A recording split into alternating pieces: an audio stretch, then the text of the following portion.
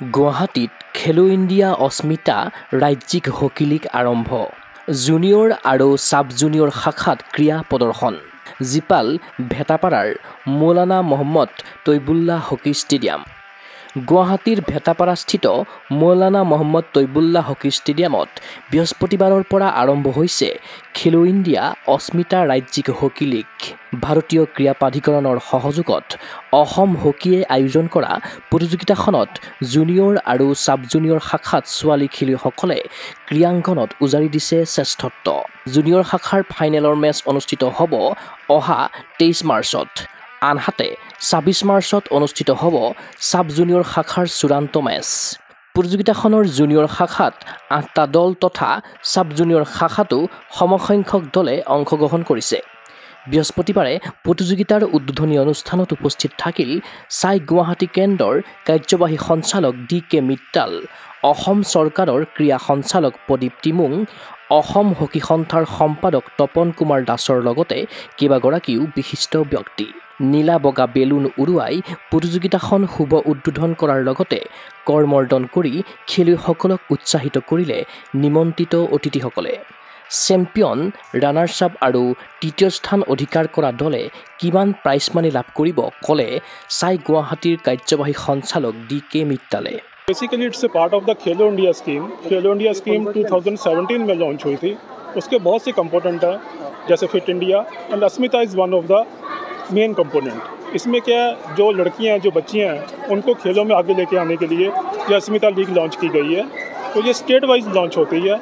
जैसे अभी ये हॉकी की लीग हुई है, तो इसमें जो चैम्पियन होगी टीम उसको 2 लाख का अवार्ड दिया जाएगा, जो सेकंड होगी 1,60,000 एंड जो थर्ड वन 1,20,000।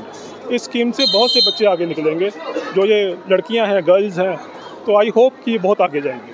असम में हॉकी का माहौल अच्छा है। अभी मैं देखता हूँ कि खेलो इंडिया से बहुत फंडिंग हुई है, अच्छे अच्छे स्टेडियम्स बने हैं, FOP बने हैं, यहाँ पे अच्छे कोचेज़ हैं, कोई इशू नहीं है। आई होप बेस्ट कि यहाँ से बेस्ट निकलेंगे। नहीं, ऐसे कोई इशू नहीं है, ये कंटिन्यूस प्रोसेस है स्पोर्ट्स में, तो सब कुछ फंडिंग वगैरह सब कुछ कंटिन्यूसली आती है, कोई इशू नहीं है ऐसा। हमें उम्मीद है कि यहाँ की ये बच्चियाँ ये नेशनल लेवल तक जाएंगी, पहले अपनी स्टेट के लिए खेलेंगी। जब ऐसी स्कीम्स होंगी, ऐसे कंपटीशन होंगे, तो डेफिनेटली यहाँ के बच्चे बहुत आगे जाएंगे। উল্লেখ্য যে কেন্দ্ৰীয় ক্ৰীড়া বিভাগে দেশৰ মহিলা ক্ৰীড়াবিদৰ উত্তৰণৰ বাবে সকলো খেলৰে অস্মিতা প্ৰতিযোগিতা ৰাজ্যিক আৰু ৰাষ্ট্ৰীয় পৰ্যায়ত আয়োজন কৰি আহিছে। অসমত প্ৰথমবাৰৰ বাবে হকীৰ এই ৰাজ্যিক লীগ আয়োজন কৰা হৈছে। এই লীগক লৈ আশাবাদী অসম হকী সন্থাৰ সম্পাদক তপন কুমাৰ দাস। আচলতে খেলো ইণ্ডিয়া আৰু ভাৰতীয় ক্ৰীড়া প্ৰাধিকৰণ আৰু ভাৰত চৰকাৰৰ আৰু হকী ইণ্ডিয়া যৌথ উদ্যোগত সমগ্ৰ অসমত নহয়, সমগ্ৰ ভাৰতবৰ্ষতে অস্মিতা ষ্টেট লীগ আৰম্ভ হৈছে যোৱা 3 মাহ আগৰ পৰাই। আৰু সেই সূত্ৰে জোনেল হিচাপে আমি 9টা জোনত এই অস্মিতা ষ্টেট লীগ আয়োজন কৰা হৈছিলে। আৰু তাৰে সূত্ৰে আমি অসমে এই সুযোগ পালোঁ 9টা ষ্টেটৰ মাজত।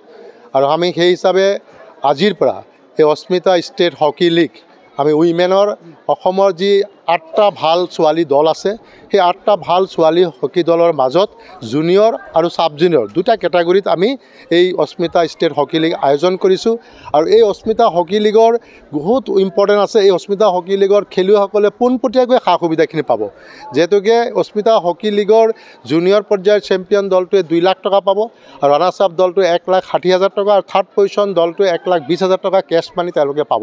আৰু এইটো খেল কেছ মানিটো সম্পূৰ্ণ পোনপটীয়াকৈ টিমৰ খেলুৱৈসকলে পাব। ই এটা ভাল পদক্ষেপ। আৰু মহিলাৰ বিকাশৰ বাবে, খেলৰ প্ৰচাৰ আৰু প্ৰসাৰৰ বাবে এই ব্যৱস্থা ইতিমধ্যে ভাৰত চৰকাৰে লৈছে।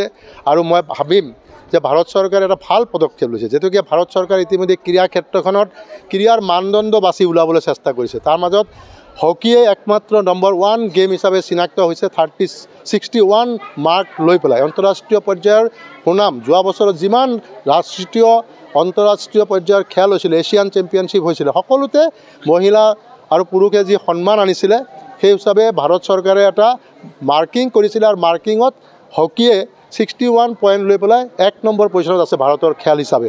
আৰু দ্বিতীয় স্থানত আছে শ্বুটিং 41 মাৰ্কছ লৈ পেলাই। মই ভাবোঁ এই খেলক সমগ্ৰ ভাৰতবৰ্ষে যেনেকৈ গুৰুত্ব সহকাৰে লৈছে, অসমো ইতিমধ্যে গুৰুত্ব সহকাৰে ল'বলৈ আগবাঢ়িছে। মই আশা কৰিম অসমৰ মুখ্যমন্ত্ৰী ডাঙৰীয়াই হকীৰ প্ৰচাৰ আৰু প্ৰসাৰৰ ক্ষেত্ৰত যিখিনি ব্যৱস্থা লৈছে আগলৈ ল'ব, আৰু ইনফ্ৰাষ্ট্ৰাকচাৰৰ ক্ষেত্ৰতো তেখেতে গুৰুত্ব দিছে।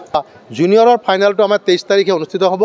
আৰু সাব জুনিয়ৰৰ ফাইনেলটো 26 তাৰিখে অনুষ্ঠিত হ'ব আমি সকলো মিডিয়া আৰু গুৱাহাটীবাসী ক্ৰীড়ামোদী ৰাইজক সকলোকে সফল আৰু উৎসাহ দিবৰ কাৰণে মই অনুৰোধ জনাইছোঁ ক্ৰীড়া অনুৰাগীৰ আশা সাফল্যমণ্ডিত হওক খেলো ইণ্ডিয়া অস্মিতা ৰাজ্যিক হকী লীগ এনে টুৰ্ণামেণ্টৰ আচলত ধৰি হকী ক্ষেত্ৰত বহুদূৰ আগুৱাই যাওক অসমৰ মহিলা খেলুৱৈ ভিডিঅ' জাৰ্নেলিষ্ট জবান ৰাভাৰ সহযোগত চিন্ময় বৰাৰ প্ৰতিবেদন গুগল স্পৰ্টছ এনে